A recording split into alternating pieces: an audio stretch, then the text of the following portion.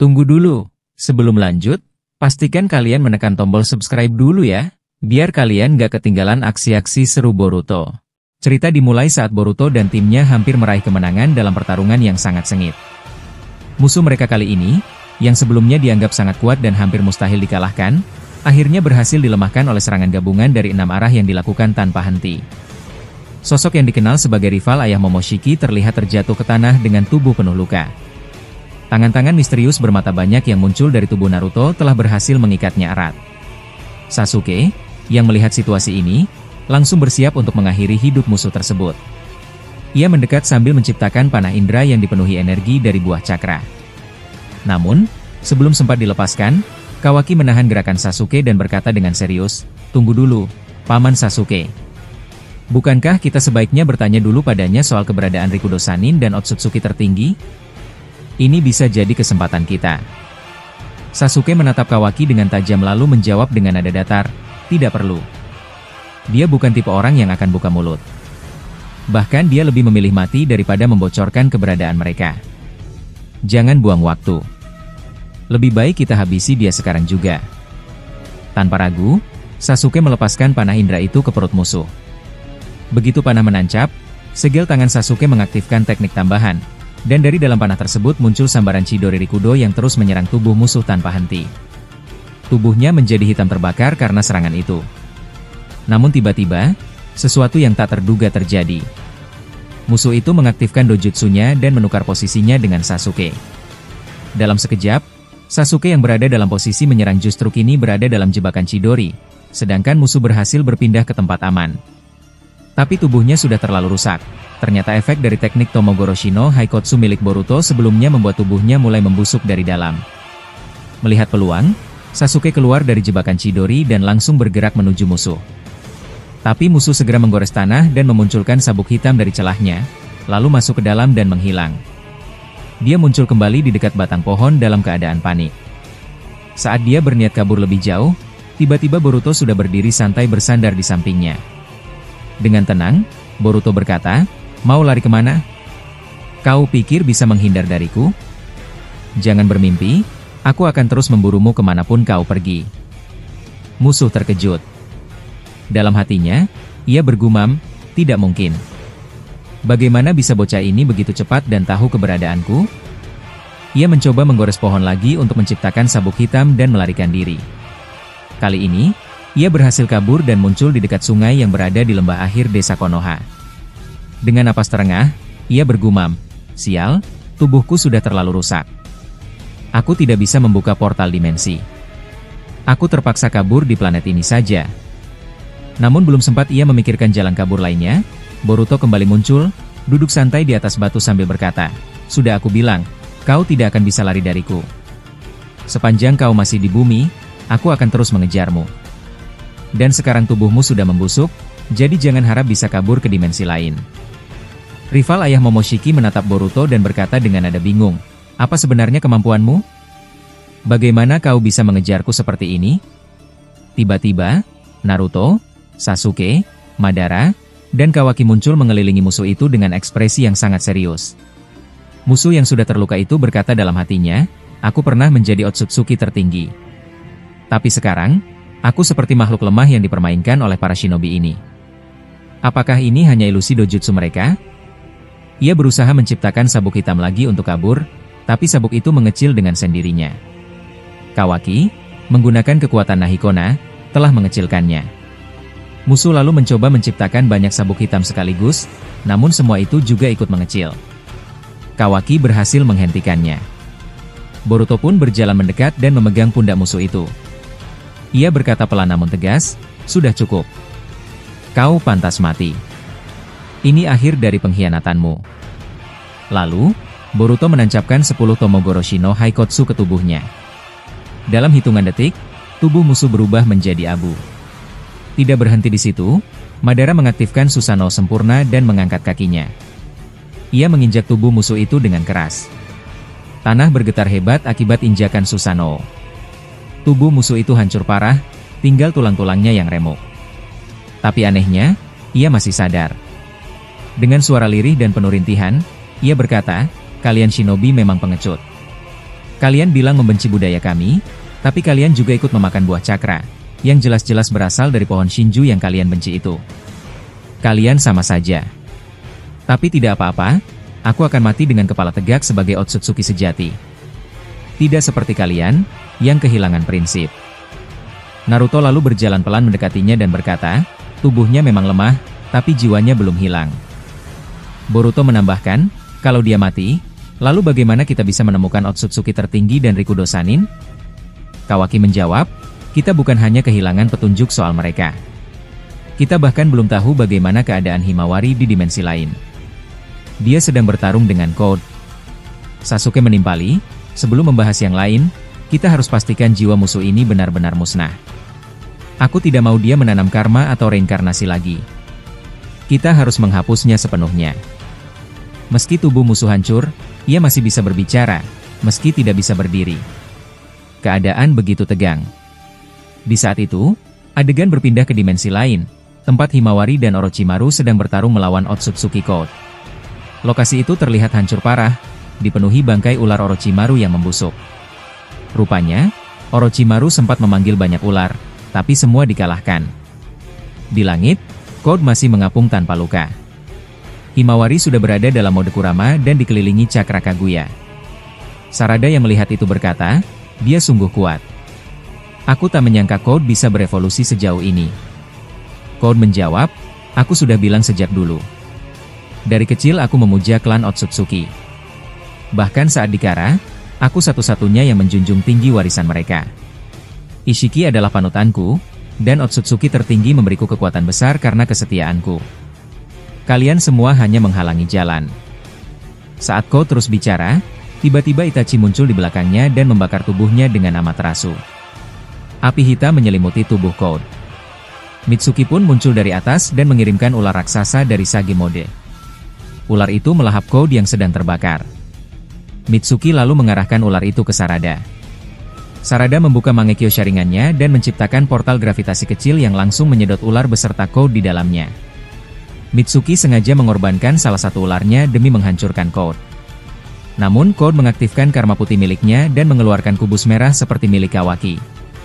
Kubus itu menghantam portal Sarada hingga hancur, dan ia juga mengecilkan portal itu dengan kekuatan Nahikona miliknya. Sarada yang melihatnya terkejut dan berkata, tunggu, bukankah itu kekuatan yang selalu dipakai Kawaki? Himawari mengangguk pelan, lalu berkata dengan suara tenang namun serius, ya, kau benar. Kekuatan yang dimiliki Code sekarang ini memang terlihat sangat mirip dengan apa yang biasa digunakan Kawaki. Mendengar pernyataan Himawari, Orochimaru menjelaskan dengan nada datar dan penuh perhitungan, aku pernah mendengar dari Amado dan Naruto, jauh sebelum ini terjadi. Katanya, Ishiki sempat memberikan karma kepada dua orang sekaligus, yaitu Kawaki dan Code. Tapi hasilnya berbeda. Code mendapatkan karma putih, sedangkan Kawaki memperoleh karma yang biasa, yang lengkap. Orochimaru berhenti sejenak, kemudian melanjutkan, dari sudut pandang Ishiki, karma putih itu dianggap cacat. Karena melalui karma putih, Ishiki tidak bisa hidup kembali. Sedangkan melalui karma Kawaki, dia bisa bereinkarnasi dengan sempurna. Tapi jika kita melihat dari sisi kita sebagai manusia biasa, karma putih justru jauh lebih berbahaya. Orochimaru menatap mereka satu persatu, lalu menambahkan, kau tetap bisa mendapatkan kekuatan penuh Ishiki tanpa harus menjadi wadah yang bisa dihuni oleh Ishiki. Sedangkan Kawaki, meskipun punya kekuatan yang sama, harus menghadapi risiko kehilangan nyawanya karena tubuhnya bisa diambil alih oleh Ishiki. Inilah mengapa perbedaan sudut pandang antara manusia dan klan Otsutsuki seringkali saling bertentangan. Itachi yang berdiri tak jauh dari mereka langsung menyahut, jadi dengan kata lain, Code bisa saja jadi lebih berbahaya daripada Kawaki? Kabuto menjawab dengan wajah serius, kelihatannya memang begitu. Kita harus ekstra waspada. Itachi, aku dan Orochimaru akan menggunakan teknik rahasia dari Sage Mode kami. Kami butuh bantuanmu untuk mengalihkan perhatian Code. Lakukan apa saja yang bisa membuatnya kehilangan fokus. Mendengar itu, Itachi langsung menoleh ke Himawari. Himawari, bagaimana dengan Kaguya?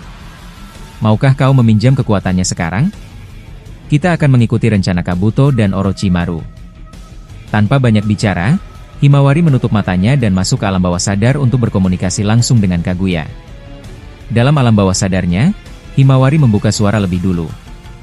Kaguya, Bagaimana kondisi kekuatanmu saat ini? Aku berharap rencana kita kali ini tidak gagal seperti sebelumnya.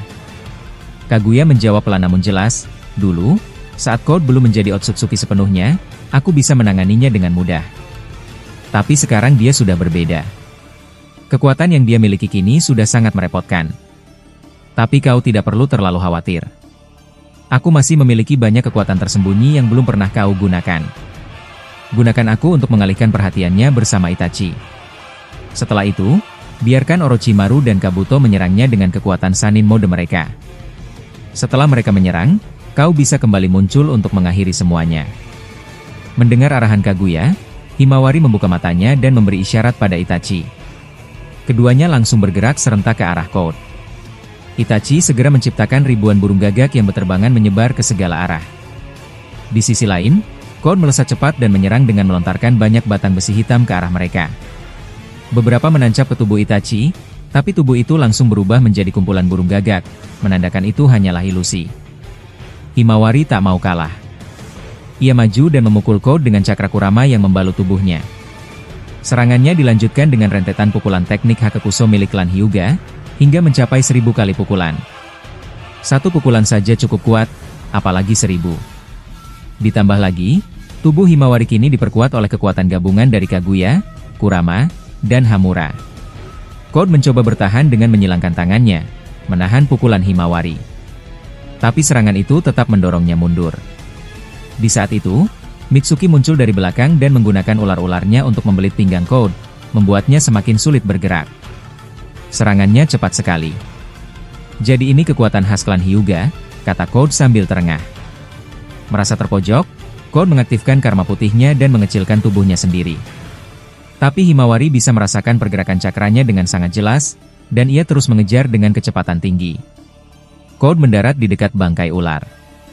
Namun tanpa disadarinya, Orochimaru muncul dari dalam tanah dan menarik kakinya paksa hingga tubuh Code terperosok. Orochimaru bisa mencairkan tubuhnya seperti cairan dan menyusup ke tanah layaknya Zetsu putih. Begitu Code terjatuh, Kabuto muncul dan langsung mengeluarkan kekuatan Sannin mode rahasia yang belum pernah ia tunjukkan seumur hidupnya. Ini adalah kali pertama dia menggunakannya secara penuh. Orochimaru segera memberi arahan, Kabuto, cepat selesaikan. Jangan beri dia kesempatan lagi. Kabuto memancarkan cahaya dari tubuhnya. Ia melepas jubah merahnya, dan tubuhnya berubah drastis. Telinga ular muncul, ekornya memanjang, taring terlihat jelas, dan matanya berubah menyerupai mata ular. Orochimaru pun memunculkan aura Sage mode miliknya. Cakra yang keluar begitu besar sampai menyebabkan getaran di sekitar. Warna matanya berubah menjadi kuning terang. Code mulai bersiap, memegang tongkatnya erat-erat. Kabuto membuat segel tangan dan berkata, Dai Baku Fujutsu. Dari mulutnya keluar angin besar membentuk pusaran yang sangat kuat, menyerang Code dari arah depan. Tapi Code menyerap semua angin itu menggunakan karma putihnya. Tak berhenti di situ, Orochimaru muncul dari belakang dan melancarkan serangan Katon, Goenka, membakar punggung Code. Lalu, ia menghantamnya lagi dengan pukulan cakra Sage mode. Tubuh Code terlempar ke arah Kabuto. Kabuto yang sudah siap, membuat segel tangan dan berteriak, Sen, Hakugeki no Jutsu. Seekor naga merah raksasa keluar dari tubuh Kabuto dan langsung melahap tubuh Code. Kabuto dan Orochimaru menggabungkan cakra mereka untuk mengaktifkan teknik terakhir, Kawarimino no Jutsu. Naga merah itu membesar dan menggiling Code dengan elemen-elemen seperti api, petir, dan air secara terus-menerus. Serangan berputar sangat cepat di dalam mulut naga. Terdengar jeritan Code karena kesakitan. Naga itu ternyata juga menyerap cakra Code secara perlahan melalui lidah di dalam mulutnya, dan cakra tersebut masuk ke dalam tubuh Kabuto. Terpojok, Code mengeluarkan bola Budodama besar dan meledakkannya. Ledakan itu menghancurkan naga merah dan Code berhasil lolos. Ia langsung mengecilkan tubuhnya agar tidak terlihat. Orochimaru kebingungan dan bertanya, Himawari, di mana dia sekarang? Himawari menjawab cepat, dia berada di belakang Mitsuki. Mitsuki langsung berbalik dan memanggil 100 ular dari bawah tanah. Karena ia tidak bisa melihat Code, ia hanya bisa menyerang secara acak. Namun, tiba-tiba 100 ular itu tertancap batang besi hitam dari arah tak diketahui. Saat itu, Himawari melihat Code sedang duduk santai di pundak Mitsuki. Tanpa ragu, ia melesat dan menebas tubuh Mitsuki dengan Yasogami milik Kaguya. Pukulan itu membuat tubuh Mitsuki dan Code terpental. Kabuto berteriak, "Himawari, kenapa kau menyerang Mitsuki?" Himawari menjawab tegas, "Karena aku melihat dengan jelas dia duduk di pundak Mitsuki. Dia sedang mengecilkan tubuhnya. Jadi aku serang mereka berdua." Code menusuk Mitsuki dengan batang besi hitam. Tapi tubuh Mitsuki malah berubah menjadi kayu. Code bergumam, jadi itu hanya Bunshin. Sejak kapan dia menukar dirinya? Ternyata, saat Mitsuki mengeluarkan 100 ular sebelumnya, tanah dan udara penuh dengan debu. Di momen itulah, Mitsuki menggunakan kecerdasannya untuk menukar posisi dengan Bunshin, yang asli sembunyi di bawah tanah. Hanya Himawari yang bisa melihat semua itu. Maka wajar jika yang lain terkejut saat melihat Himawari menyerang Mitsuki. Sementara itu, Code jatuh ke tanah sambil berkata dalam hati, "Sial, aku tidak menyangka bisa terkecoh oleh tipuan seperti itu." Setelah Himawari berhasil menyerang Code, Mitsuki yang asli akhirnya muncul dari bawah tanah. Ia langsung menyerang Code yang sedang terbaring lemah di tanah dengan menggigit tubuhnya melalui ular yang muncul dari lengannya. Ular itu bukan sembarang ular. Racun yang disalurkan melalui gigitan itu adalah racun khusus yang bisa membekukan sel-sel tubuh lawan. Racun tersebut masuk ke dalam tubuh Code dan mulai menunjukkan efeknya. Meskipun begitu, Code dengan cepat mengecilkan tubuhnya dan berpindah ke atas sebuah batu. Ia tampak mencoba menstabilkan diri, tetapi efek racun itu tetap terasa. Tubuhnya mulai melemah dan tidak bisa digerakkan dengan baik. Melihat peluang itu, Kabuto segera membentuk segel dengan tangannya dan berkata, "Nahanja Naojutsu." Seketika, bulu-bulu kecil keluar dari tubuh Kabuto dan berterbangan di udara, mendekati Code perlahan sebelum akhirnya masuk melalui hidungnya. Code terlihat mulai kebingungan. Kepalanya terasa pusing, dan keseimbangannya mulai hilang. Ternyata, bulu-bulu itu mengandung cakra khusus yang bisa memicu efek ilusi seperti genjutsu. Teknik ini pernah digunakan Kabuto saat ujian Chunin dulu. Melihat Code terganggu, Orochimaru memanfaatkan momen itu. Ia segera melancarkan teknik Mukiense, sebuah jutsu yang bisa menghidupkan benda mati seperti batu dengan cakra alam. Benda-benda anorganik di sekitar mereka mulai terangkat dan berputar di udara, lalu meluncur dengan cepat ke arah Code. Benda-benda itu menabraknya satu demi satu. Setiap kali benda itu hancur, Orochimaru menciptakan ulang dari benda lain di sekitarnya, menciptakan siklus serangan yang tiada henti. Serangan ini berhasil membuat tubuh Code makin melemah. Melihat Code dalam keadaan tak berdaya, Himawari mengambil langkah selanjutnya. Ia menggunakan segel Shinjutsu warisan dari Kaguya. Segel ini memiliki kemampuan untuk memisahkan cakra dan kekuatan dari tubuh seseorang tanpa membunuhnya. Himawari menempelkan segel itu dan mulai menarik kekuatan dari tubuh Code secara perlahan. Code yang menyadari dirinya sedang disegel mencoba bertahan. Namun, efek racun dan genjutsu membuatnya sulit berkonsentrasi. Di saat itu, Itachi muncul dari belakang dan langsung menggunakan Amaterasu, api hitam yang membakar tubuh Code untuk mengganggu fokusnya lebih jauh. Code tampak semakin melemah. Namun, tiba-tiba sebuah portal besar muncul di langit. Dari portal itu, aliran cakra yang sangat kuat mengalir dan masuk ke tubuh Code. Cakra ini begitu besar, sebanding dengan kekuatan seluruh tim yang sedang melawannya. Seketika tubuh Code pulih, dan segel yang digunakan oleh Himawari kehilangan efeknya. Melihat kejadian aneh itu, Orochimaru terkejut dan berkata, "Portal itu dari mana asalnya? Tidak mungkin cakra sebesar ini muncul begitu saja." Kabuto menambahkan, "Sepertinya ada pihak lain yang membantu Code. Seseorang yang sangat kuat." Code berdiri lagi dengan kondisi tubuh yang sudah pulih sepenuhnya. Ia berkata, "Otsutsuki tertinggi telah menyelamatkanku lagi. Aku berhutang padanya. Sebagai balasan, aku akan mengambil Kurama dari tubuh Himawari dan menghabisi kalian semua di sini." Mendengar itu, Orochimaru bertanya, "Otsutsuki tertinggi? Di mana dia sekarang? Apa kau tahu bagaimana keadaan Naruto dan Sasuke?" Code menjawab, "Aku tidak tahu keberadaannya. Begitu juga dengan kondisi Naruto dan Sasuke. Tapi aku merasa rival ayah Momoshiki sedang dalam bahaya sekarang." Sementara percakapan itu berlangsung, Mitsuki tiba-tiba meluncur dari atas dan menyerang Code dengan jutsu petir Raiton, Hebi Mikazuchi. Namun serangan itu tidak membekas sedikit pun. Mitsuki terlihat heran dan berkata, "Kenapa seranganku tidak berdampak? Ini tidak masuk akal." Ia lalu mencoba menggigit tubuh Code lagi, tetapi cairan asam keluar dari tubuh Code dan masuk ke mulut ular Mitsuki. Ular itu langsung membusuk dan taringnya patah. Code menatap Mitsuki sambil berkata, silakan coba lagi jika bisa. Kekalahan yang sebelumnya tak akan terjadi lagi. Dengan karma putih yang aktif, Code mengangkat kedua tangannya. 1000 batang besi hitam muncul dan menghujani seluruh tim. Orochimaru, Sarada, Kabuto, Itachi, Mitsuki, dan Himawari semuanya terkena serangan itu dan terluka. Tak lama kemudian, Code mengeluarkan sebuah kubus merah besar dan menjatuhkannya ke arah mereka. Namun, cakra Kurama keluar dari tubuh Himawari dan membentuk perisai, menghentikan kubus itu tepat sebelum menghancurkan mereka. Semua orang berhasil diselamatkan. Kabuto segera menggunakan teknik regenerasi untuk menyembuhkan lukanya. Kurama lalu berbicara dari dalam tubuh Himawari. Himawari, kekuatan Code sekarang berbeda. Aku yakin kekuatan itu berasal dari Otsutsuki tertinggi yang muncul melalui portal tadi. Bolehkah aku berbicara dengan Kaguya melalui alam bawah sadarmu? Himawari menjawab, boleh. Tapi untuk apa kau ingin bicara dengannya? Kurama menjawab, ada beberapa hal penting yang perlu aku sampaikan.